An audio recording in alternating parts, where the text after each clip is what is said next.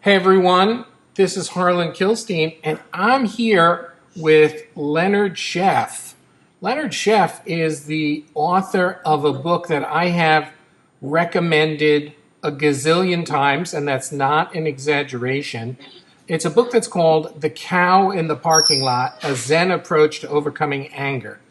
So, very pleased to meet you, and tell me, what's the cow in the parking lot all about? Well, it's a bit of a parable. You're at a new shopping center on the edge of town, and it's opening day, and so they're giving away a lot of goodies.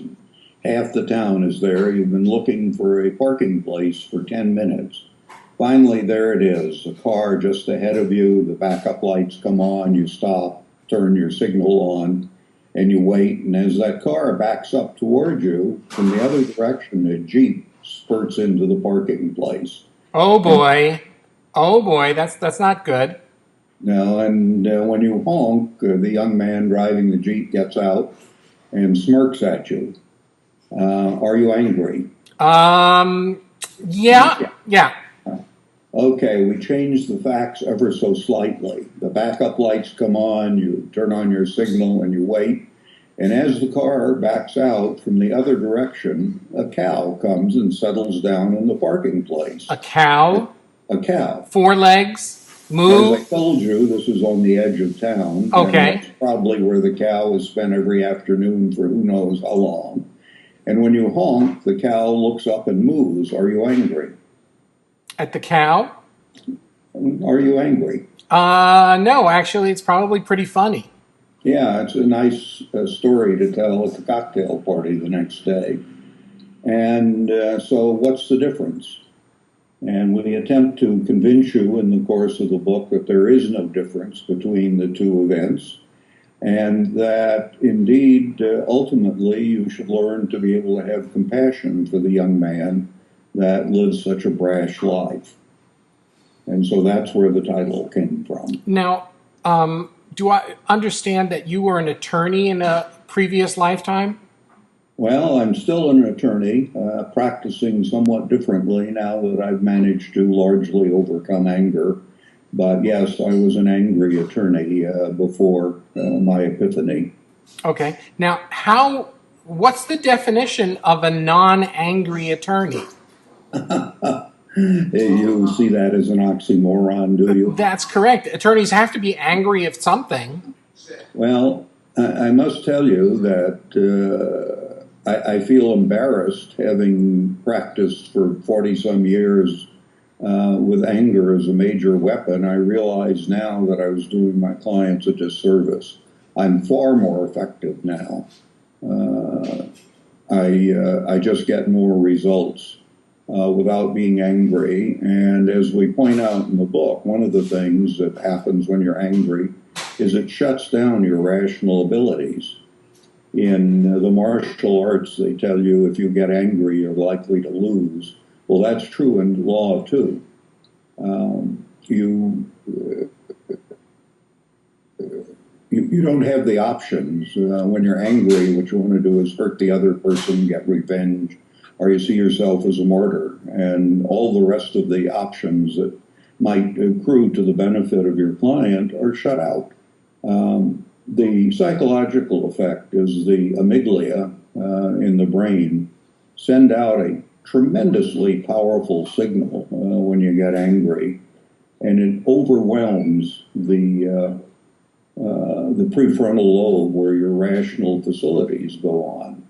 Now, the good news is that wave only lasts maybe 10 seconds. But what happens is we've been trained to develop some sort of fantasy to keep the anger going, because somehow or other we like anger. And so at 3 a.m, you may wake up angry at the young man in the Jeep or what have you, even though that incident is long over. Now, let me ask you a question. Pretending I haven't read your book at least a half a dozen times. But sometimes, isn't it the right thing to be angry? Don't I have a right to be angry over something? You have every right to be angry, but I think when you look at it, particularly the chart on page 193, in case of anger, read this, you'll see that you really don't want to be angry. If I were rewriting the book today, I would add another chapter, and its title would be The Benefits of Anger. And I would start it with the Buddha's sutra about anger with its golden crest and its poison root. And then there would be 2 blank pages. There virtually is no benefit to anger. Occasionally it works, and in the book I do tell a story about the 2 architects working on a project that started shouting at each other and somehow or other resolved the problem they were arguing about. But as I point out in the book, that's sort of like winning the lottery. Or it's like being in a duel and you both shoot at the same time in the same direction, and the bullets collide in mid-course, so neither of you is injured. But there really is virtually no occasion where you're better off with your anger. That's the fact that you think you are is what the Buddha refers to as the golden crest. Now, the fact that we're talking about teachings of the Buddha, and your book is in fact based on the Zen Buddhist teachings that go back for a long, long time. 2,500 years. Is anger as prevalent now as then? Is it more prevalent now? Are the emotions the same? The emotions are the same. I don't know, the answer to your question about prevalence. Obviously, I only know this lifetime, and that to a very limited amount. And I can't tell you whether people are more angry today or whether they were more angry 20, 30, 40 years ago. I just don't know. But anger is manifesting itself in a lot of ways, what I refer to as super vandals, people who do things like fly airplanes into the World Trade Center and things like that. And of course, road rage is now something that we read about at least a lot more. So anger is a problem. Whether it's a bigger problem today or yesterday, I don't know. Okay. So, talk to me about the little differences in people you've worked or talked to, especially since this book has come out, and workshops you may have done, on anger in the family versus anger outside of the family. It's the same. Anger is anger. It comes from the amygdala, whatever does it. When we were writing our book, and I worked with my co-author, Susan Edmonston, our mantra was simplicity. And we, in one chapter, put forth the proposition that the cause of anger is an unmet demand. And that's the only cause of anger. And you can have an unmet demand in the family. Your demand might be love me or be quiet while I'm trying to do work. Or you should have my dinner ready on time.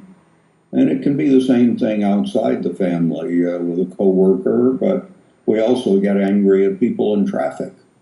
And so anger is something that can permeate your life unless you realize that you're really better off without it, which is what I'm pretty sure that I've done. Now, is living without anger something that's doable?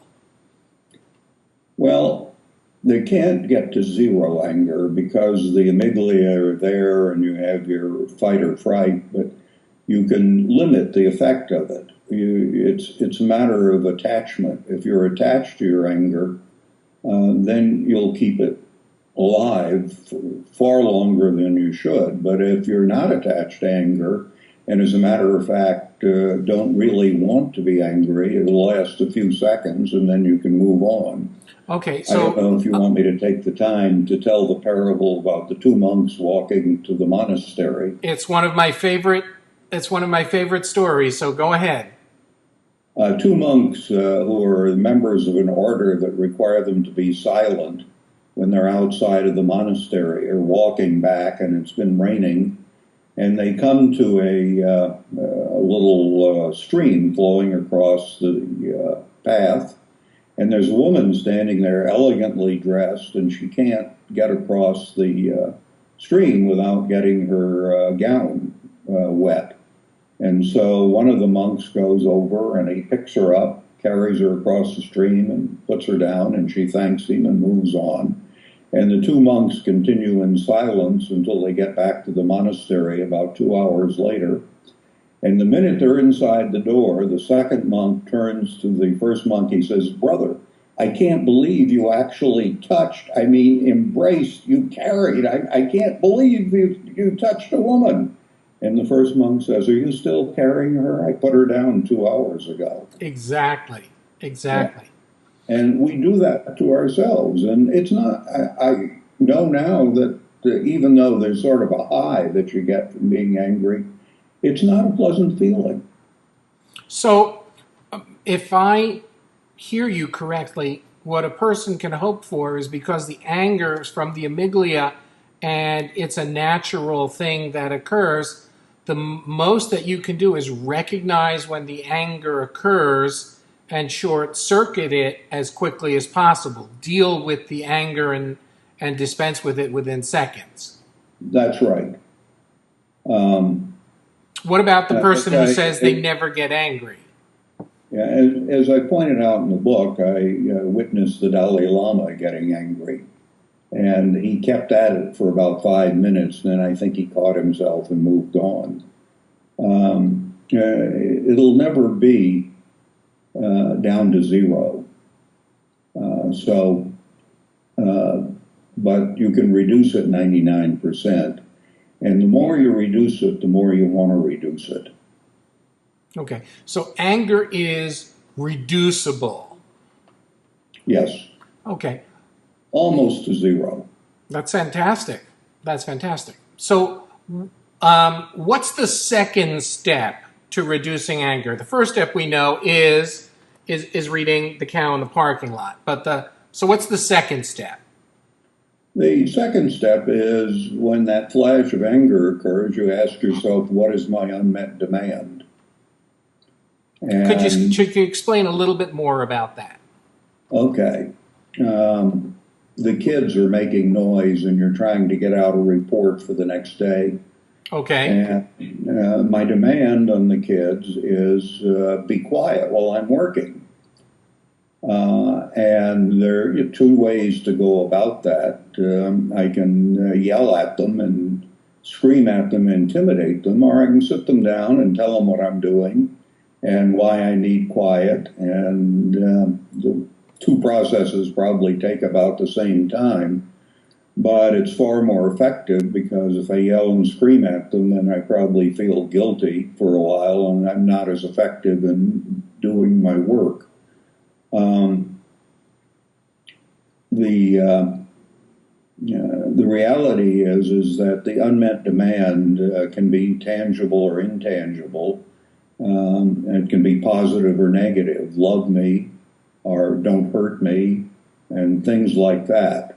And so if you pause when that flash of anger fires up from the amygdala and say, what is my unmet demand, and identify an unmet demand, you've done half the work. You've created a space between that flash of anger and you've contacted the rational part of your mind.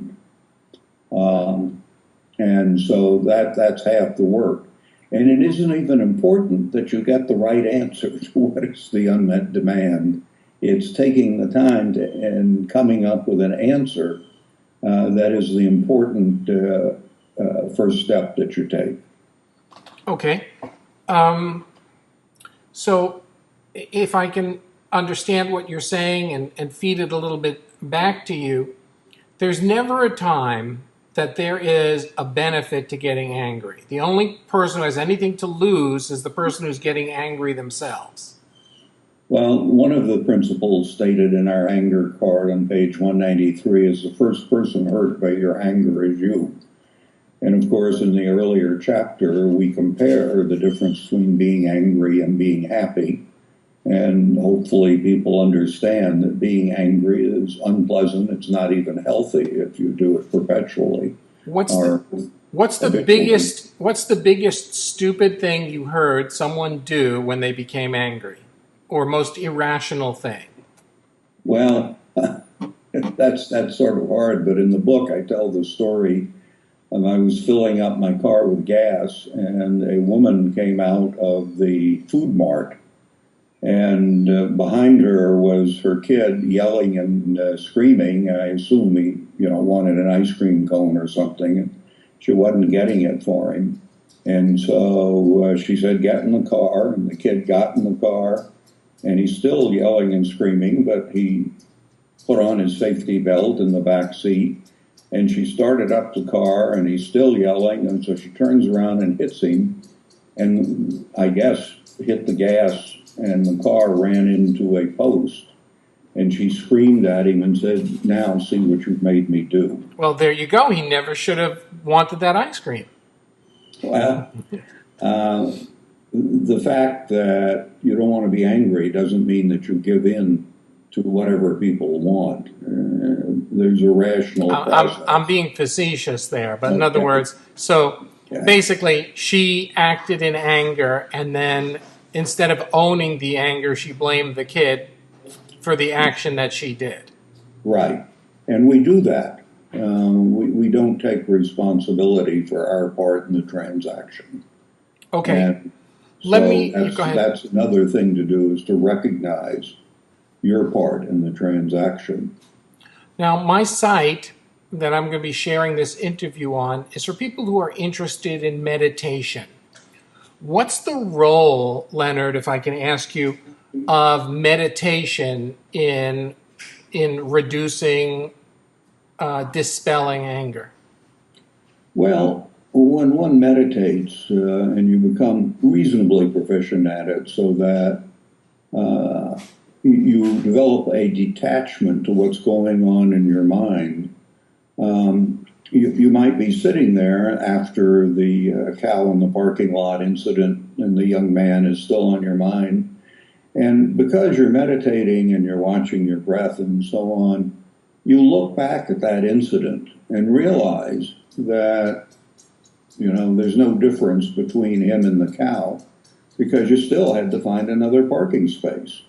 And that's, the only thing. And that to the extent you're still carrying the anger, you're just assessing yourself a higher charge for the incident. Okay, but it's really the same deal. I think so. And the real toughie is going across the hurdle whereby you feel compassion for the guy. You realize that somebody that's that brash and impolite and obnoxious is not living a good life. And you wish him well, having gotten the parking space and made himself happy for a minute or an hour or whatever it was. And when you do that, you've cemented your attachment to non-anger. That's the biggie. Once you can turn anger into compassion, it's really, it's like you can't wait for somebody to get you angry again so you can do it again. It becomes a positive addiction. Okay. Incidentally, that's the difference between this and anger management. Anger management, you leave the anger there and you supposedly learn how to control it. But in this, by the techniques that we offer, you do that 99% reduction. Anger management is like keeping a mean dog on a leash. He can still bite other people and he can bite you. But with our technique, the mean dog becomes a really nice pet. Nice. Okay. So we have a couple of steps that we can do. And one of them is meditation. One of them is reflecting that the only person that is going to be damaged in this is us. Also recognition that the urge is going to pass very, very quickly. Leonard, in today's day and age, there's a lot of communication that takes place via email. Email doesn't have, here we're on Skype, we're face to face, I look at you, you're relaxed, you look at me, whatever, not relaxed. But in any event, we see one another, we're talking. But in email, you don't have that. And so people tend to get very upset in email. Would you agree? How do you handle a conversation like that? Well, in email, you have to be careful not to give a message that can be misinterpreted on the other side because you're so interested in brevity. And if it's a situation where somebody could get angry at you, I didn't deliver the poster on time or whatever I was doing for you, and I'm sorry. The person could be angry, but if you take the trouble maybe to go a little further and tell them that your son was sick and you weren't able to get in the office that day or something, you're being human rather than a printing machine turning out the poster. I don't think that's said very well, but I hope you get the idea. Okay, I do get the idea. The reason that when we look at each other, I see a human being there, you see a human being there, but when you're sending emails, it's easy to just think of it as a machine on the other end, and you don't want to do that. There are situations, of course, where it doesn't matter, but in the situation which has the potential for resentment or anger or whatever, you have to be careful. Okay. So give me a summary. We're coming to the end. Give me a summary. I've been advocating people read The Cow in the Parking Lot.